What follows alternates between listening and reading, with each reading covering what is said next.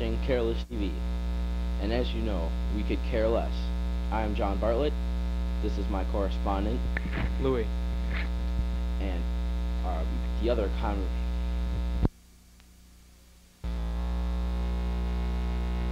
Hello, you're watching Kareless TV, and as you know, we could care less. I'm John Bartlett. This is my correspondent, Louis. And the other correspondent, Roy, will be joining us later. Tonight's topic, biomass conversion. All fossil fuels were once green plants. With our technology today, we can harvest energy crops without waiting close to 1 billion years for nature to convert them into oil, coal, and natural gas. Dry plant material, biomass, contains about as much energy per ton as low-quality coal, and about 60% as much energy as high-quality coal. Some plants contain as much energy as oil does. Because vegetation can be grown almost anywhere, it is practically immune to political pressures.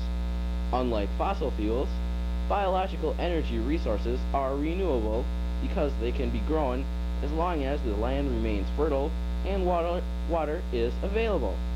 The use of biomass as a commercial fuel involves few of the serious environmental drawbacks associated with the large-scale use of coal and oil. Although charcoal and wood aren't given recognition in most official energy statistics, they contribute more than 15% of humanity's energy budget. And now, over to Louis, who's going to give you some facts about garbage in bioconversion. Thank you, John. Another form of biomass conversion is the burning of garbage. Right here is a map of the United States where garbage is produced and found. And as you can see, garbage is produced and found all over the United States and the world. In 1978, 154 million tons of garbage were produced in 1 year, and by now that number is almost doubled. New York was one of the first states ever to have a garbage burning energy plant, and this plant cost $237 million to make and burns 650,000 tons of garbage per year. The process that they change garbage into energy is this. They heat the garbage really hot, and the heat is used to boil water. The boiled water produces steam, which is then harnessed to turn turbines. The advantages to this energy source is 1, it is very cheap because garbage is found almost everywhere. And 2, it uses up our garbage supply in our waste dumps. 3, garbage is very abundant. Garbage is everywhere found in the world in the United States. And 4, it is a renewable resource. So everywhere that there is people, there's going to be garbage. But the disadvantages are, 1, it pollutes the air. 2, it is very smelly. 3, it is very expensive to make the plants. And 4, it produces very little energy compared to that of fossil fuels. And now, over to Roy. We are, Roy. Thank you, John and Louis. Today I'm going to talk about synthetic fuels. Synthetic fuels are the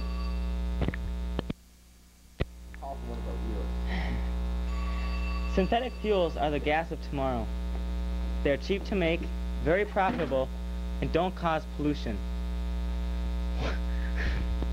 One of these fuels is gasohol, made from 1 part ethanol and 9 parts gasoline. Last year we produced 550 million gallons of this, up from only 10 million in 1978. This pumped $849 million into the depressed farm market, which of course pleases the farmers. 2 ethanol plants have been proposed for Minnesota, one in Mankato for $60 million, and one in Marshall for 1/5 that. A few years ago, Brazil almost totally committed itself to this fuel, and has thus saved billions of tax dollars. Another fuel is methanol. Methanol is already being used in race cars and is about 1/3 more efficient than gas. Made from natural gas, it is used in plastics and solvents. The University of Santa Clara is now running a small fleet of cars on this type of gas, and its report shows considerable savings. You can convert your car to methanol by a few modifications in the carburetor and a few extra pipe seals. Small plants have been developed that can produce 30,000 gallons of methane a day. But these developments may soon be blocked by GM's recent breakthrough in electric cars. And although synthetic fuels' contributions to society are very high, they may soon be forgotten. Here's a map of some of the important methanol and ethylene centers in America. Here's where the biggest center is, and as you can see, it is is on the edge of the Corn Belt because ethylene is derived from corn. Now we will go to the street for some on-the-scene interviews with some common people and their views on this subject. Thank you. And now to John on the street.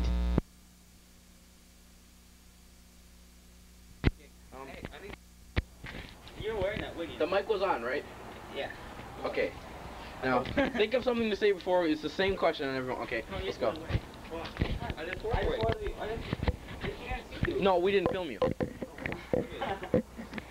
Hey, wait. Hello, I'm standing out here with nothing to do, doing nothing, and I'm not really having much fun. I'm walking around here. Oh wait, there's a car coming. There's a car coming. Let's film the car. It's coming up the street. Okay, there it goes. It's gone.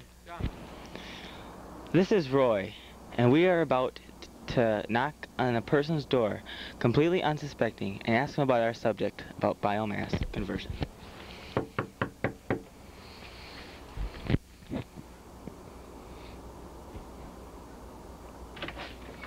Hello? Hello, I'm Roy from Kareless TV, and we would like to ask you one simple question. Yes? What do you think about biomass conversion? What's biomass conversion? The burning of biomass to make energy. Biomass is garbage, right? Right. Okay. Well, I think it's a really good idea because the dump that's just right down the corner around there is really smelly. You know, and all the rats and everything live there, and it's dangerous for our little children to be running around there. And it just... Would you personally support this if you were asked to contribute to an organization? Oh, definitely. Very definitely I would. Very definitely. Okay, thank you. This is Roy from Kareless TV, signing off. Bye. Bye-bye.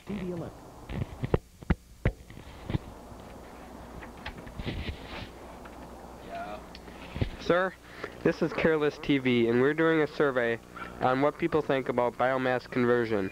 What are your ideas? Down. What are your ideas? Define biomass conversion. Well, biomass conversion is the burning of garbage to produce energy. Well, I got a lot of garbage in here. You want to come burn it for me? No, I'm just kidding. Well, no. I'm all for biomass conversion as long as it doesn't involve any communist countries. So, yeah. Okay. So if you had a choice to either support or not support biomass conversion, would you or would you not? I would. I'm all for it. Supporting it. Let's go, biomass. Yeah. Okay, thank you for the time. Yeah. Bye, TV Land. Bye.